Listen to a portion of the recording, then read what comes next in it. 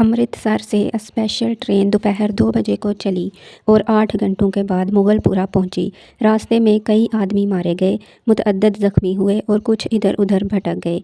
सुबह 10 बजे कैंप की ठंडी ज़मीन पर जब सिराजुद्दीन की आंखें खुली और अपने चारों तरफ मर्दों, औरतों और बच्चों का एक मुतलातम समंदर देखा तो उसकी सोचने समझने की क़ुव्वतें और भी ज़ईफ़ हो गईं।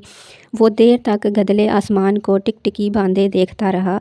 यूं तो कैंप में हर तरफ शोर बरपा था, लेकिन बूढ़े सिराजुद्दीन के कान जैसे बंद थे। उसे कुछ सुनाई नहीं देता था। कोई उसे देखता तो ये ख्याल करता कि वो किसी गहरी फ़िक्र में गर्क है, मगर ऐसा नहीं था। उसके होशो हवास शील थे, उसका सारा वजूद खला में मुअल्लक था। गदले आसमान की तरफ बगैर किसी इरादे के देखते देखते सिराजुद्दीन की निगाहें सूरज से टकराईं।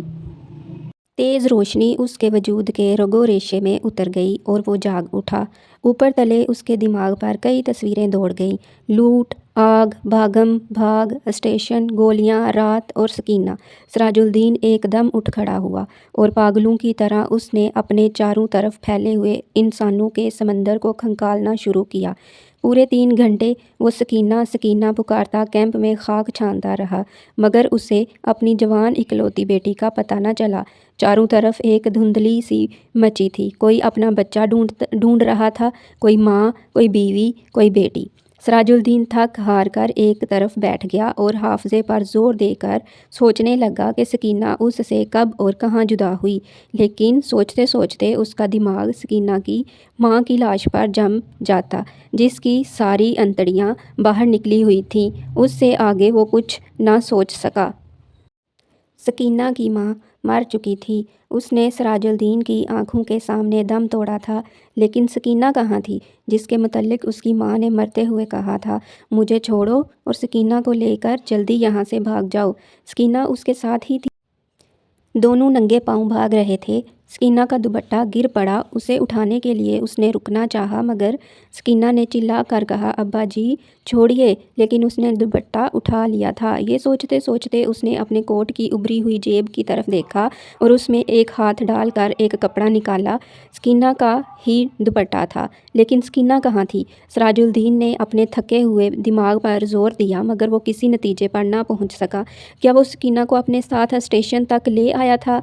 क्या वो उसके साथ ही गाड़ी में सवार थी? रास्ते में जब गाड़ी रोकी गई थी और बलवाई अंदर घुस आए थे, तो क्या वो बेहोश हो गई थी जो वो सकीना को उठा कर ले गए? सिराजुद्दीन के दिमाग में सवाल ही सवाल थे, जवाब कोई भी नहीं था। उसको हमदर्दी की ज़रूरत थी, लेकिन चारों तरफ जितने भी इंसान फैले हुए थे, सबको हमदर्दी की ज़रूरत थी। सिराजुद्दीन ने रोना चाहा, मगर आंखों ने उसकी मदद ना की। आंसू जाने कहाँ गायब हो गए थे। 6 रोज़ के बाद जब होशो हवास किसी कदर दुरुस्त हुए तो सिराजुद्दीन उन लोगों से मिला जो उसकी मदद करने के लिए तैयार थे। 8 नौजवान थे जिनके पास लारी थी, बंदूकें थीं। सिराजुद्दीन ने उनको लाख लाख दुआएं दी और सकीना का हुलिया बताया। गोरा रंग है और बहुत ही खूबसूरत है। मुझ पर नहीं, अपनी माँ पर थी। उम्र 17 बरस के करीब है। आंखें बड़ी बड़ी, बाल स्याह, दाहिने गाल पे मोटा सा तिल। मेरी इकलौती लड़की है, ढूंढ लाओ, तुम्हारा खुदा भला करेगा। रज़ाकार नौजवानों ने बड़े जज्बे के साथ बूढ़े सिराजुद्दीन को यकीन दिलाया कि अगर उसकी बेटी ज़िंदा हुई तो चंद ही दिनों में उसके पास होगी। 8 नौजवानों ने कोशिश की। जान हथेलियों पर रख कर वो अमृतसर गए।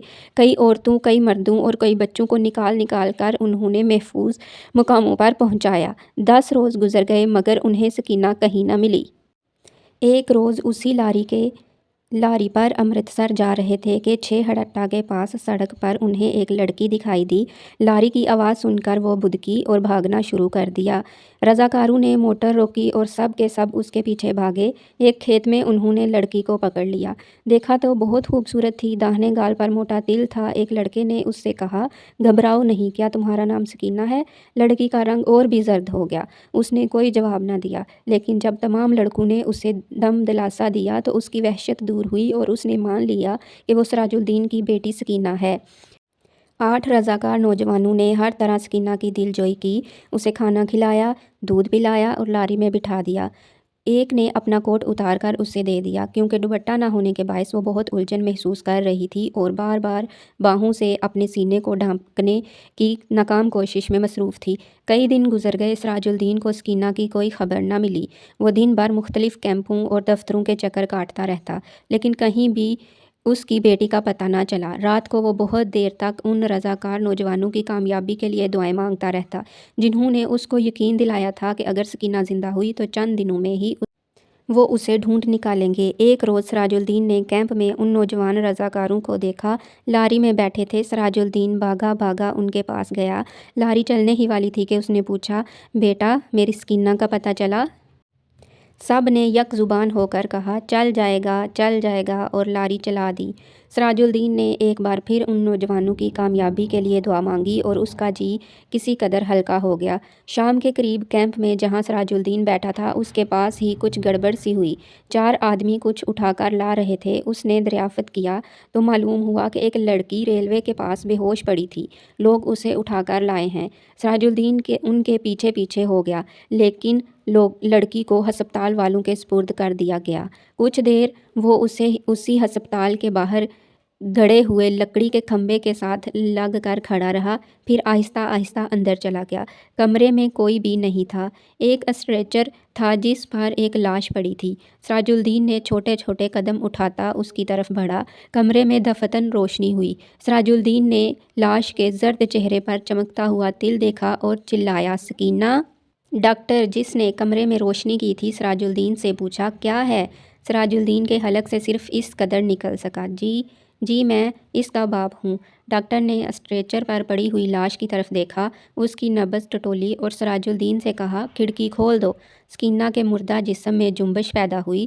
بے جان ہاتھوں سے اس نے ازار بند کھولا اور شلوار نیچے سرکا دی۔ بوڑھا سراج الدین خوشی سے چلایا، زندہ ہے، میری بیٹی زندہ ہے۔ ڈاکٹر سر سے پیر تک پسینے میں غرق ہو گیا۔